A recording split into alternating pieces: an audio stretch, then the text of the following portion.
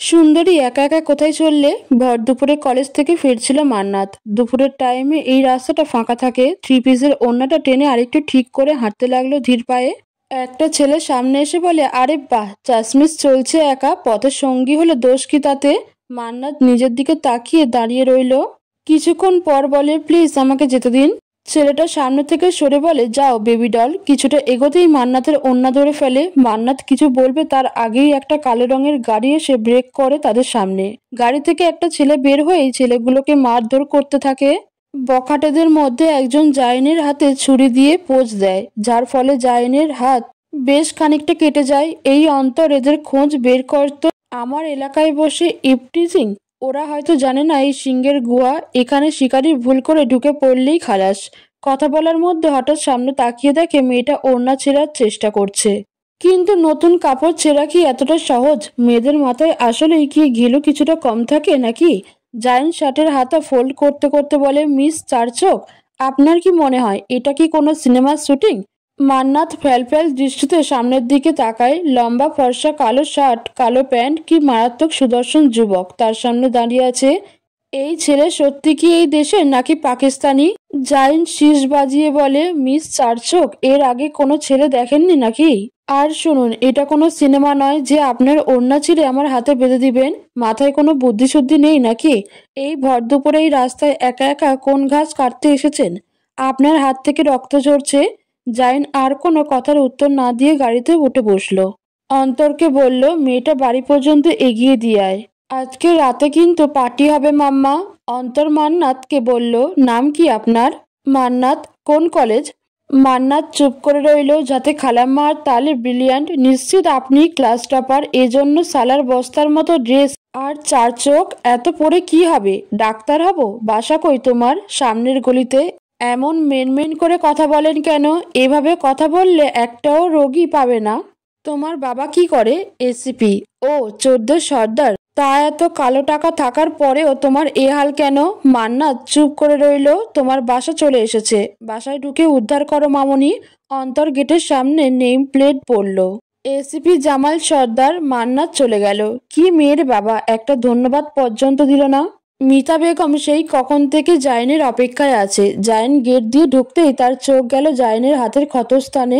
সার্ভেন্টকে বলল, তাড়াতাড়ি first aid box নিয়ে আসো। এসেই মারপিট শুরু করে দিয়েছিস। তুই ম্যাচিওর হবি কবে বাবু? তুমিই বলো আম্মু। সিংহের সামনে শিকারে চলে আসলে কি সে শিকার ছেড়ে চলে আসে? অত সব আমি বুঝি না। এইসব মারামারি করার বয়স তোর নেই। এবার তোকে বিয়ে করিয়ে দেব।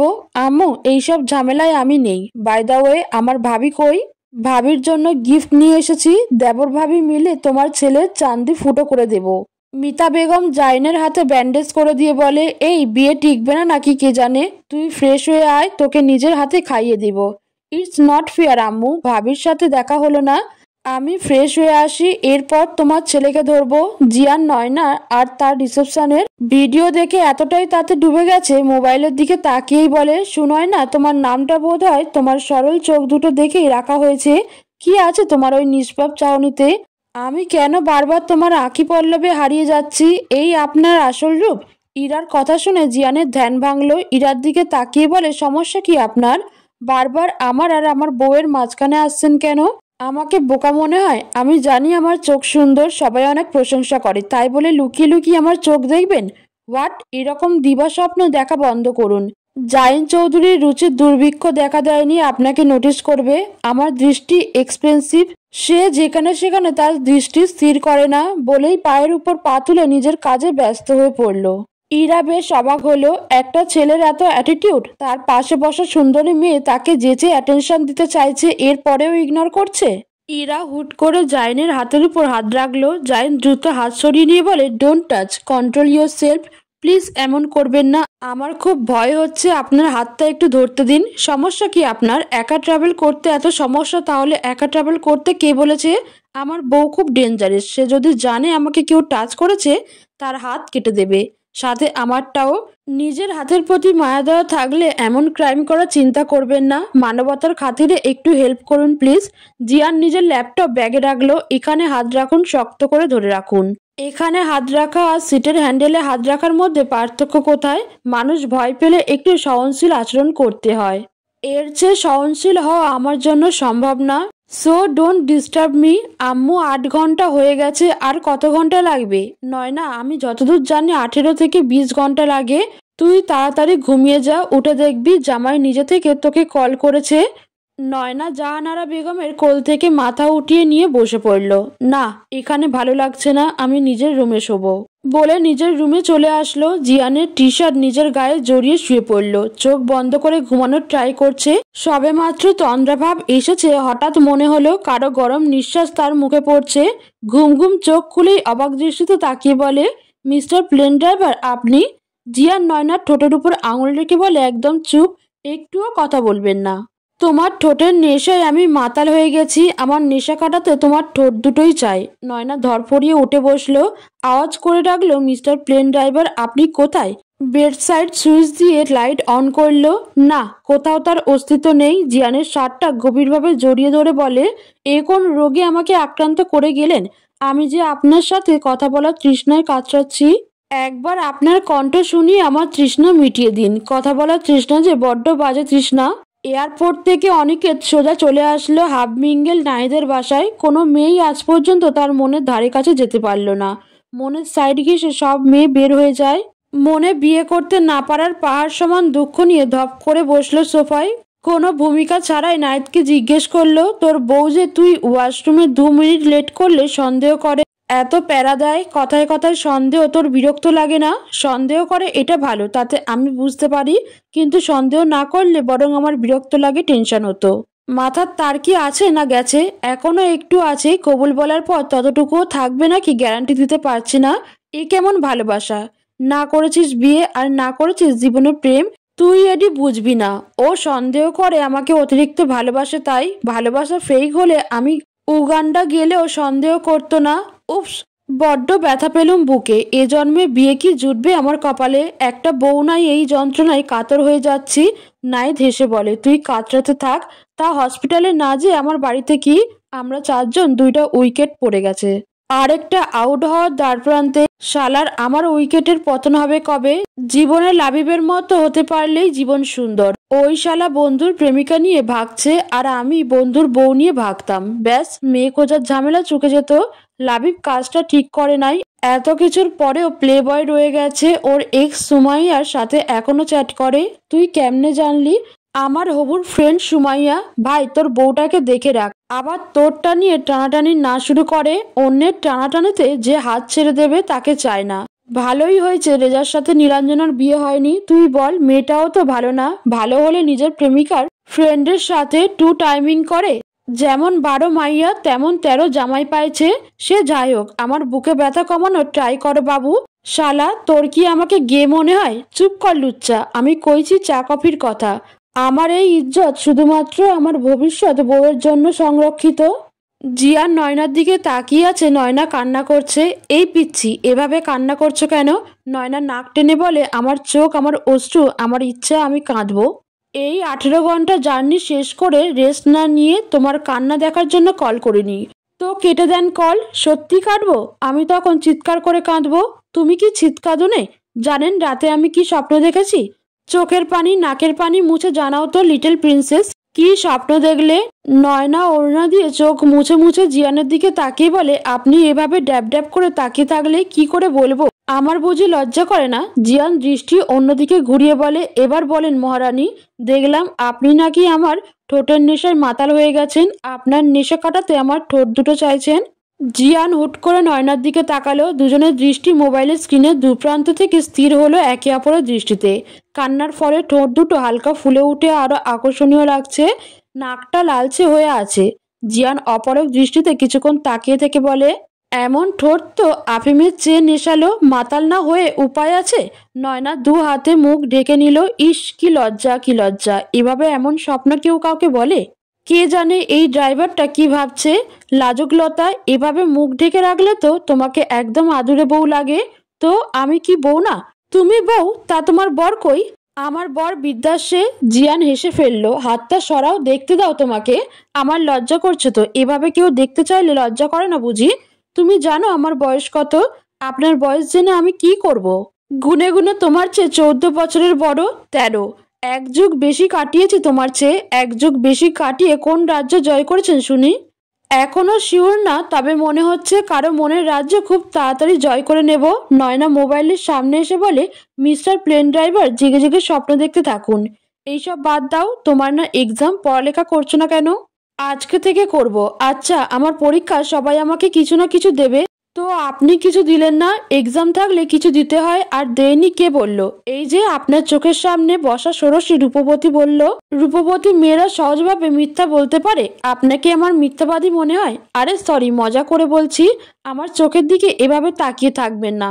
রাতে ঠিক মতো ঘুম হয়নি, সুন্দর চোখ দুটোর নিচে কালশিটে দাগ বসে গেছে।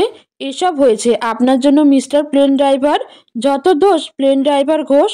তোমার চোখের চাউনি কিন্তু সুন্দর। তেলের দাম এত কমে যায়নি। আপনি যেভাবে তেল দিচ্ছেন মনে হচ্ছে তেল ফ্রিতে পাওয়া যায়। জিয়ান চৌধুরী কাউকে তেল দেয় না। নয়না কিছু বলতে যেও থেমে গেল। আচ্ছা পিচ্ছি, এখন রাখি, কে রেস্ট নেব। আর হ্যাঁ, এখন শুধু পড়ালেখায় ফোকাস করো। আমাকে কিছু কেন দিলেন না সেটার উত্তর দিন। আমি এয়ারপোর্টে তখন টাকা সাধলাম, নিলে না কেন?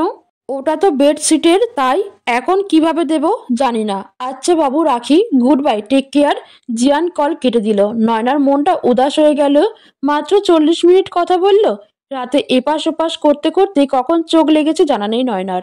ঘুম ভেঙেই দেখে জিয়ানের মিস কল। কল ব্যাক করবে তার আগেই ওপাশ থেকে কল আসে, কিন্তু এতটুকু কথায় তৃষ্ণা তো মিটল না, উল্টে আরো বাড়ল। নীলাঞ্জনা তালুকদার, ওর বাবার নাম মিজান তালুকদার আর চাচার নাম মাহবুব তালুকদার। তালুকদার বাড়ির বড় মেয়ে নীলাঞ্জনা। লাবিবের কথা শুনে অবাক হলেন সৈকত সাহেব। মুহূর্তেই শান্ত স্বরে বলে, শিল্পী মেয়েটাকে তোমার সাথে নিয়ে যাও, ওর কি কি লাগে দেখো। নীলাঞ্জনা নাম তোমার? জি। আজকে থেকে আমরাও তোমার আরেক বাবা মা। নীলাঞ্জনা বেশ অবাক হলো। মুহূর্তেই মানুষ চেঞ্জ হয়ে গেল। বাপ চাচার টাকা থাকা বুঝি এত প্রয়োজন? শিল্পী বেগম আর নীলাঞ্জনা চলে যেতেই সৈকত সাহেব বলেন, জীবনে এই প্রথমে একটা কাজের মতো কাজ করেছিস। আমার ছেলের বউ কিনা তালুকদার বংশের মেয়ে। এবার এটাকে কাজে লাগিয়ে আমাদের ব্যবসাটা আগে বাড়াতে হবে। সোনার ডিম পাড়া হাঁস পেয়েছি, আস্তে ধীরে কাজে লাগাবো। বাবা, ওনারা কি এই বিয়ে মেনে নিবে? মেনে না নিয়ে উপায় আছে? কান টানলে মাথা এমনি আসবে। যা, খাতির যত্ন কর বউয়ের। বউ তো না যেন আলাদিনের চেরাগ। বাসায় ঢুকেই ব্যাগটা সোফায় ছুঁড়ে মারল। রত্না বেগম দৌড়ে এসে বলে, কি হয়েছে মান্নাত? চশমাটা ছুঁড়ে ফেলে বলে, কি হয়নি সেটা বলো। আম্মু, আর কতদিন এমন দাদি আম্মা সেজে ঘুরবো? এই ড্রেস, চশমা, এসব আমার সাথে যায়? বাবা, হিটলার বলো। দেখো, এসব আর আমাকে দিয়ে হবে না। কলেজে কে জোকার সেজে যায় জানো আজকের কি হয়েছে? দানিশের মতো একটা ছেলের সাথে টক্কর হয়েছে, পুরাই আগুন। হিরোর মতো এসে আমাকে বাঁচিয়েছে। চুপ থাক, তোর বাবা বাসায়। ছেলের কথা শুনলে তোকে আস্ত রাখবে না। খেতে দাও কিছু। আর শুনো, রাতে কিন্তু ঋতুর বার্থডে পার্টি। সো কোনো না শুনবো না। আগেই বলে রাখি, ওয়েস্টার্ন ড্রেস পরবো কিন্তু। তোমার হিটলার স্বামীকে কিভাবে ম্যানেজ করবে সেটা আমি জানি না। মেয়ে আর জামাই নিয়ে রত্না বেগম প্যারায় আছেন। যেমন বাপ ঘাটতারা তেমন মেয়ে। কি দরকার সরকার পক্ষের বিরুদ্ধে কেস নেয়া? এখন নিজের বউ মেয়েকে ছদ্মবেশে থাকতে হচ্ছে। জামাল সাহেব সৎ পুলিশ অফিসার, তবে বর্তমানে সততা যে বিপদ ডেকে আনে সেটার প্রমাণ সে নিজেই। মন্ত্রীর ছেলেকে গ্রেফতার করেছিল। কেস তো কোর্ট পর্যন্ত উঠেইনি, উল্টো এখন পরিবার নিয়ে ঝুঁকিতে আছেন। মান্নাত শাওয়ার নিয়ে বের হয়, আয়নার সামনে দাঁড়িয়ে বলে, মিস্টার হিরো, আমাকে এভাবে দেখলে নিশ্চিত ক্রাশকে রাতে ব্রাশ করা ভুলে যেতেন। But I like your attitude. Oops, mister hero নামটাও তো জানি না আপনার। হেয়ার ড্রায়ার দিয়ে চুল শুকাতে শুকাতে বলে, আপনি এই এলাকার তাহলে 6 মাস কই ছিলেন? একবারও তো দেখলাম না। কোনো ব্যাপার না, নজর যখন পড়েছে আপনাকে খুঁজে ঠিক বের করবই। মান্নাত যা চায় তা নিজের করেই ছাড়ে। ফোনটা হাতে নিয়ে ঋতুকে কল করলো। কিরে, আজকে নাকি আমাদের সারপ্রাইজ দিবি? তা কখন আসছিস? দাদি আম্মা। সারপ্রাইজ তো দেখবি, সেসব ছাড়। আগে বলতো, তোদের এলাকায় কোনো ক্রাশ বয় আছে যাকে দেখলেই ক্রাশ খাওয়া যাবে? হ্যাঁ ছিল, চৌধুরী বাড়ির ছেলে, আবার পাইলট, যেমন দেখতে তেমন অ্যাটিটিউড, কিন্তু সে তো কয়েকদিন আগেই বিয়ে করে ফেলেছে। তুই শিওর আর কোনো ক্রাশ বয় নেই? না, আমার জানা মতে নেই। মান্নাত কল কেটে দিয়ে বলে, ধুর, ও হয়তো জানে না। আবার মনে মনে বলে, ওদের এলাকা, ও তো জানতো থাকলে বিবাহিত ছেলের উপর কিভাবে ক্রাশ খেতে পারি। মনে হচ্ছে এবার ক্রাশকে ব্রাশ আমার নিজের করতে হবে। এখন এসব ভাবলে হবে না মান্নাত, আজকে সবার হুঁশ উড়িয়ে দিতে হবে তোর। ড্রেস সিলেক্ট কর, দেখিয়ে দে তোর আসল সুরত। জামাল সাহেব চট্টগ্রাম থেকে বদলি হয়ে এখানে এসেছেন মাস 6 আগে। 4 রুম বিশিষ্ট একতলা বাড়িটা কিনেছেন 3 মাস ধরে। এখানে এসে মেয়ে বউকে সবার নজর থেকে লুকিয়ে রাখছেন যতটা সম্ভব। পৃথিবীতে তার মেয়ে আর বউ ছাড়া 3 কুলে কেউ নেই। এদের আগলে রাখার জন্য সব স্যাক্রিফাইস করতে রাজি। তার নিজের জীবন ঝুঁকির মধ্যে আছে। সে মারা গেলে কে দেখবে তার মেয়ে আর বউকে? এসব চিন্তা সবসময় জামাল সাহেবের মাথায় ঘুরতে থাকে। রত্না বেগম এসে বলেন, বলছিলাম কি, মেয়েটা তো এখানে এসে একদম ঘরকুনো হয়ে আছে। আজ ঋতুর বার্থডে যেতে চাচ্ছে। আমি দিয়ে আসবো? আমি নিয়ে আসবো, তবেই যাওয়ার পারমিশন পাবে। নয়না সকালে নাস্তা করে এই পর্যন্ত 100 বার মোবাইলের কাছে এসেছে, কিন্তু সাহস করে জিয়ানকে কল করেনি। মোবাইল হাতে নিয়ে গুগলে সার্চ করলো কোনো মানুষকে কিভাবে চিন্তা থেকে বের করা যায়। প্রথমেই লেখা তাকে নিয়ে না ভেবে মনোযোগ অন্যদিকে দিতে। নয়না মোবাইল রেখে বলে, মনোযোগ যদি অন্যদিকে ঘোরাতে পারতাম তাহলে সার্চ করতাম। গুগলের মাথায় কি বুদ্ধি নেই নাকি? এসব কেমন টিপস হলো? এর চেয়ে তো আমার বান্ধবীদের মাথায় বুদ্ধি বেশি। এবার ওদের জিজ্ঞেস করে দেখি। আসলেই আপনি বিবাহিত? আমার এখনো বিশ্বাস হচ্ছে না। তো এখন কি বউ নিয়ে আপনার সামনে বাসর সারলে তারপর বিশ্বাস করবেন? ইরা বিরক্ত হয়ে বলে, ছি, কেমন ভাষা এসব। আপনার যেমন প্রশ্ন আমার তেমন উত্তর। নিজের রাস্তা মাপুন। ধন্যবাদ আমাকে এই পর্যন্ত পৌঁছে দেওয়ার জন্য। আপনার ধন্যবাদ রোদে শুকিয়ে বয়ামে ভরে রেখে দিন। অন্য কাউকে বিরক্ত করার পর আবার কাজে আসবে। বাই দ্য ওয়ে, আপনাকে আমার বাবার জন্য এতটুকু হেল্প করেছি। ড্রাইভার গাড়ি ঘোরাও। ইরা গম্ভীর মুখে গাড়ির দিকে তাকিয়ে বলে, এত অ্যাটিটিউড কিসের ভাই? তবে দেখতে হ্যান্ডসাম। ইস, অবিবাহিত হলে এমনভাবে পিছু নিতাম, বউ হয়ে তবেই ছাড়তাম। এমন গায়ে পড়া স্বভাবের মেয়ে জিয়ানের একদম পছন্দ না। জিয়ান বাসায় এসে ড্রেস খুলে খালি গায়ে চোখ বন্ধ করে শুয়ে আছে। কিছুক্ষণ শুয়ে থেকে ওয়াশরুমে চলে গেল। শাওয়ার নিয়ে তোয়ালে জড়িয়ে রুমে এসে ড্রেসিং টেবিলের সামনে দাঁড়িয়ে হেয়ার ড্রায়ার দিয়ে চুল শুকিয়ে নিয়ে বডি স্প্রে করলো। আয়নায় তাকাতেই নিজেকে দেখে বলে, আমি এই 5টা দিনে 5বারও নিরঞ্জনের কথা ভাবিনি। আচ্ছা, নয়না কি আমার মনে কোনোভাবে জায়গা করে নিয়েছে, নাকি এসব সাময়িক মোহ? জিয়ানের ভাবনার ছেদ ঘটল ফোনের রিংটনে। 7-5 না ভেবেই রিসিভ করলো জিয়ান। নয়নার চোখের সামনে জিয়ানের অর্ধনগ্ন শরীর ভেসে উঠল। নয়না সাথে সাথে চোখ বন্ধ করে নিল। এক হাতে নিজের বুকের বাঁ পাশে রাখলো। মনে হচ্ছে হৃৎপিণ্ড এক্ষুনি বের হয়ে আসবে ভেতর থেকে। এই লোকটা আমাকে মেরেই ফেলবে এভাবে। জিয়ান টি শার্ট পরতে পরতে বলে, চোখ বন্ধ করে রেখেছো কেন? কয়েকদিন আগে কে যেন বলেছিল, আমার দেখার মতো জিনিস চোখের সামনে থাকলে তো দেখবই, তা এখন চোখ বন্ধ কেন? আপনার লজ্জা কই? বেচে দিয়েছি। ওসব লজ্জা টজ্জা ছেলেদের মানায় নাকি? লজ্জা কেউ বেচে দিতে পারে? নিজের জন্য একটু তো রেখে দিতে পারতেন। বেবি, এখন চোখ খুলো, আমি শার্ট পরেছি। নয়না চোখ খুললো, কিন্তু জিয়ানের দিকে সরাসরি তাকাচ্ছে না। কি গো, দৃষ্টি নিচে রেখে আমার তোয়ালের ফাঁক ফোকর খুঁজছো নাকি? নয়না এবার বুঝি লজ্জায় মিলিয়েই যাবে। কট করে ফোনটা কেটে দিল। ধুর, কে বলেছিল এই প্লেন ড্রাইভারকে এত হ্যান্ডসাম হতে? চোখ মেললেও এখন প্লেন ড্রাইভার, আর চোখ বন্ধ করলেও প্লেন ড্রাইভার। পরীক্ষার খাতায় কি লিখবো? জিয়ান হাসতে লাগলো। পিচ্ছি বউ তো দারুণ উপভোগ্য। কেন যে প্রেম করে দেবদাস হওয়ার দ্বারপ্রান্তে পৌঁছালাম। 3/4 প্যান্ট পরে নয়নাকে আবার কল করলো। নয়না পিটপিট করে জিয়ানকে দেখছে। মিস ষোড়শী বালিকা, আপনি পুরোপুরিভাবে তাকাতে পারেন এখন? আপনার কোনো ডিস্টার্ব হবে না? নয়না তাকালো। মনে মনে, ইস, ব্লু রঙের টি শার্টে এত হ্যান্ডসাম লাগছে কেন? কোনো মেয়ের দৃষ্টি পড়লে তো ক্রাশ খাবে। এভাবে তাকিয়ে কি দেখো? আমি কি তোমার ক্রাশ? বিলাল আব্বাসের চেয়ে বেশি হ্যান্ডসাম? নিজেকে কি মনে করেন আপনি? আমি মোটেও আপনাকে দেখছি না। আমি দেখছিলাম আমার পিছনে থাকা মিরর। কি সুন্দর মিররের ডিজাইনটা। আবার আসলে এটা আমার জন্য নিয়ে আসবেন। আপনি আমার কে? আমি আপনার অর্ধাঙ্গিনী। সত্যি? নয়না মাথায় হাত দিল। এসব কি হচ্ছে তার সাথে? জিয়ান ঠোঁট টিপে হাসলো। নয়নার দিকে তাকিয়ে বলে, তুমি কি আদেও অন্য কোনো ছেলের সাথে রিলেশন করতে পারবে? পারবো না কেন? 100 বার পারবো। আমি কি কম সুন্দরী নাকি? তোমাকে অসুন্দর কে বলল? আপনি বলছেন। আমি কি আসলেই অসুন্দরী? এমন ভুল ধারণা পোষণ কইরো না, ময়নার মা। তুমি দেখতে ভূতনির মতো। আপনি দেখতে ভূতের মতো। আরে বাহ, ভূত আর ভূতনি দারুণ কম্বিনেশন তো। আপনি কি সত্যিই কানাডা আছেন? মানে আমাদের সত্যি আর দেখা হওয়ার চান্স নেই? দেখা করতে ইচ্ছে করছে বুঝি? আসলে দোষটা তোমার না, দোষটা তোমার বয়সের।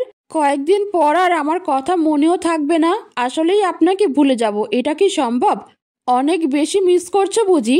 নয়না আপনাকে মিস করবে কেন? আপনি আসলেই প্লেন ড্রাইভার নাকি তা দেখার জন্য কল করছি। It's pilot not plane driver. আপনার রুমে আপনি একা থাকেন? না, আমার 4টা বউ আর গোটা কয়েক বাচ্চা কাচ্চা নিয়ে থাকি।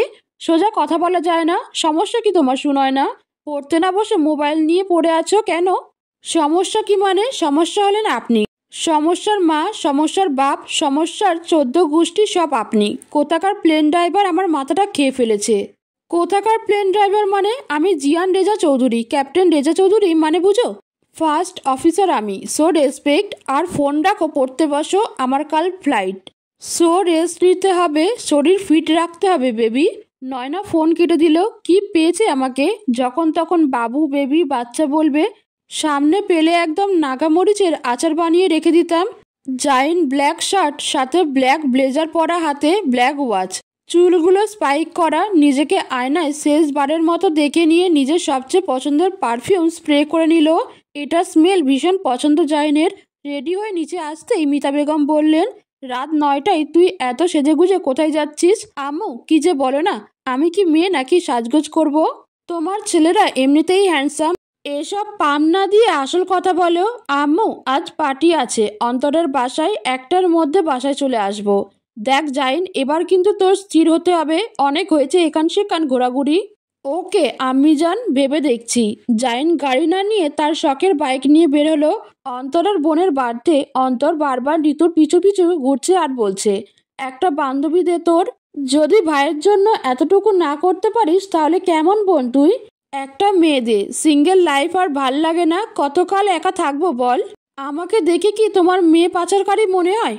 ওকে, ভালো কথা শুনলি না তো? আজকে জাইনকে আসতে বলেছিলাম তোর বার্থডেতে। থাক, মানা করে দেই।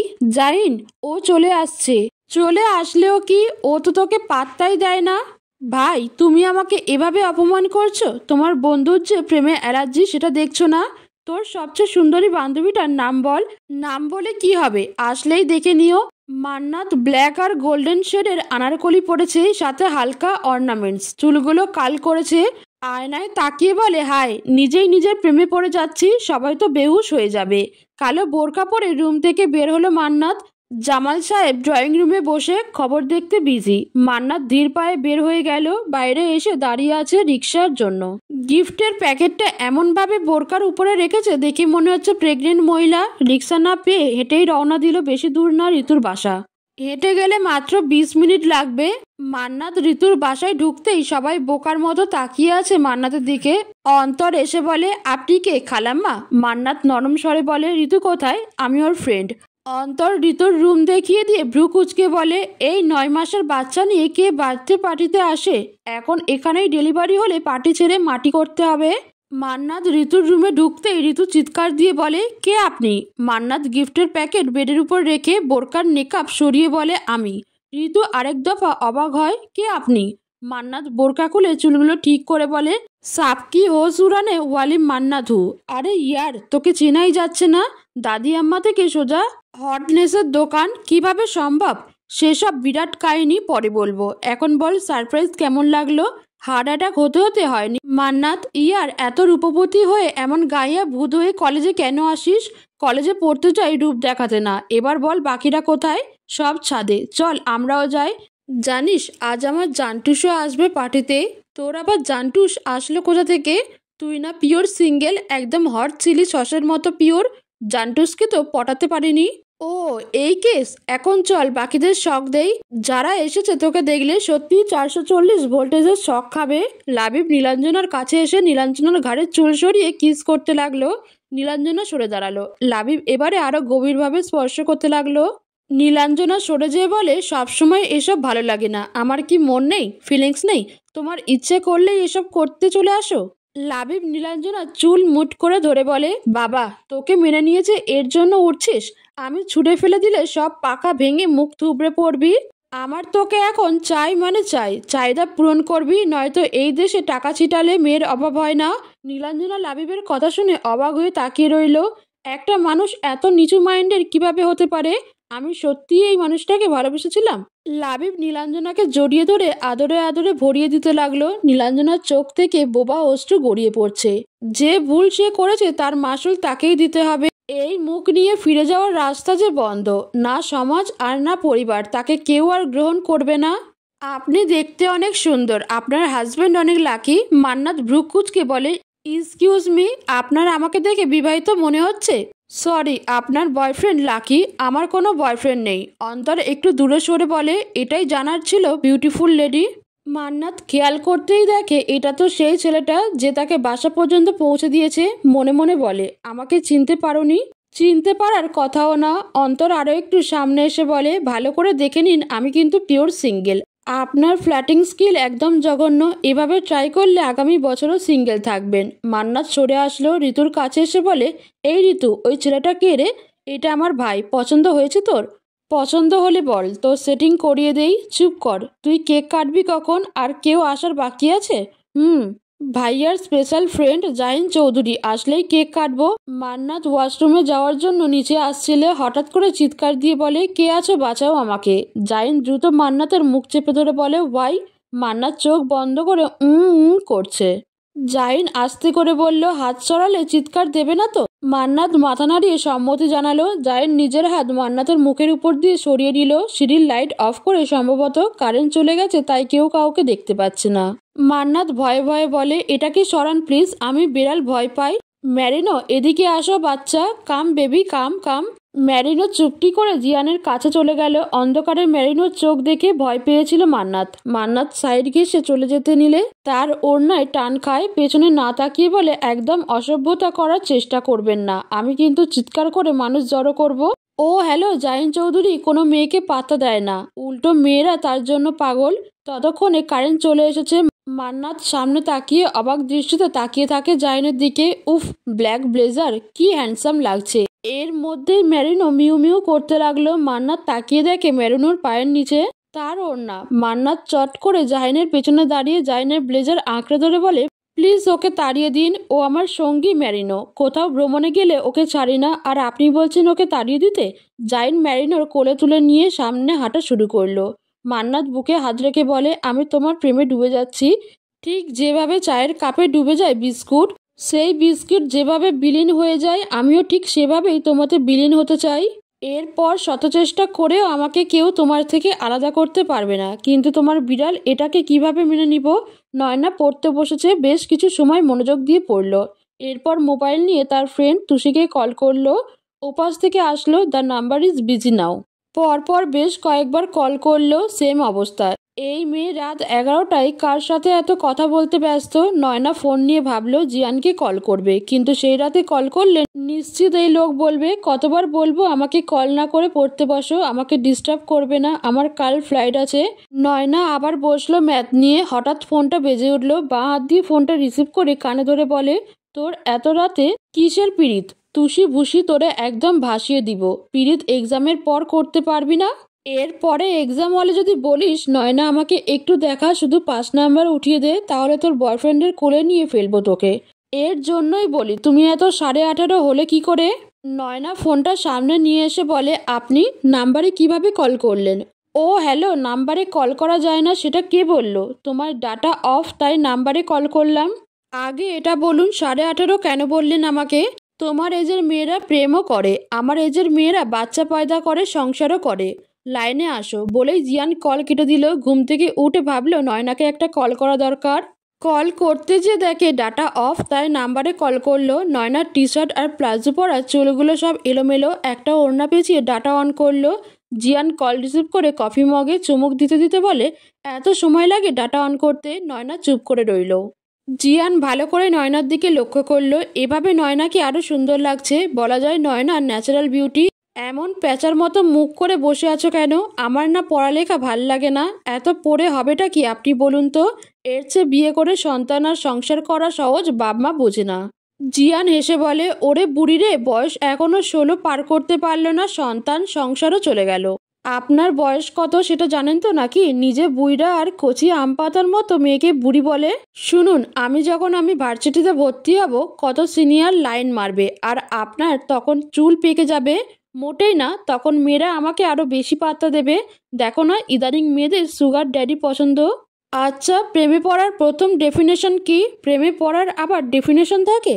প্রেম, মোহ, ভালোবাসা, এই তিনটা বিভিন্ন জিনিস। আপনাকে বুঝতে হবে আপনি কোন স্তরে আছেন।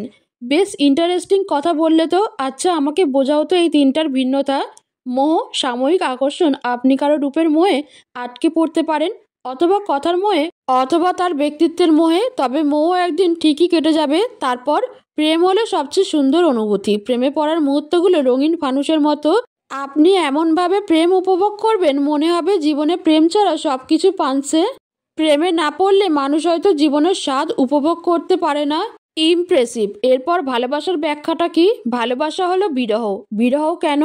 যখন আমরা প্রেমে পড়ি তা খুব কম সময় স্থায়ী হয়। তবে আপনি যদি কাউকে একবার মন থেকে ভালোবাসেন, তাকে কখনো ভুলতে পারবেন না, ঘৃণা করতে পারবেন না, অবহেলা করতে পারবেন না।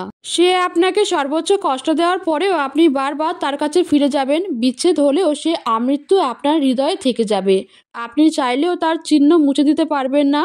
ভালোবাসার পূর্ণতা না পেলে আজীবন মেয়াদি বিরহ নিয়ে বাঁচতে হবে আপনাকে। আরে বাহ, তা তুমি প্রেম ভালোবাসায় পিএইচডি প্রাপ্ত মনে হচ্ছে। আমার এইটুকু জীবনে তেমন কোনো ফ্রেন্ড নেই, বাইরের জগতে আমি চিনি না। আমার সঙ্গী বলতে বই আর আম্মু। তুমি এই তিনটার কোনোটাই পড়েছো এখনো পর্যন্ত? মোহে আটকেছি বিলাল আব্বাস খানের। প্রেম আর ভালোবাসা ভার্সিটিতে ভর্তি হওয়ার পর করব। তোমাকে যতটা বাচ্চা ভেবেছি তুমি ততটাও বাচ্চা নাও। খুব গভীর চিন্তা ভাবনা তোমার। আমি সত্যি ইমপ্রেস হচ্ছি তোমার সাথে। যত কথা বলছি ততই তোমাকে নতুন মনে হচ্ছে। বেচারা কফিকে শাস্তি কেন দিলেন? মানে ও বেচারাকে তো একটু পরে ছুঁড়ে ফেলে দিবেন। শুনুন, ভালোবাসলে যত্ন করতে হয়, যত্নে রত্ন মিলে। জিয়ান অবাক দৃষ্টিতে তাকিয়ে আছে নয়নার দিকে। মেয়েটা এতটুকু বয়সে এত গভীর চিন্তাভাবনা কি করে পোষণ করে? এভাবে তাকিয়ে থাকবেন না mister driver. Not driver, it's pilot. ও ওই আচ্ছা, আপনি কোন আকাশে উড়েন? আমার রাত কাটে দিন কাটে আকাশের পানে চেয়ে, সে খবর কি একবারও রাখেন? নিষ্ঠুর প্লেন ড্রাইভার, একবার নিচে তাকালেও পারেন। আহা গো ময়নার মা, নিচে তাকালে বুঝি তোমাকে দেখা যাবে? তোমার আমার আকাশ তো ভিন্ন।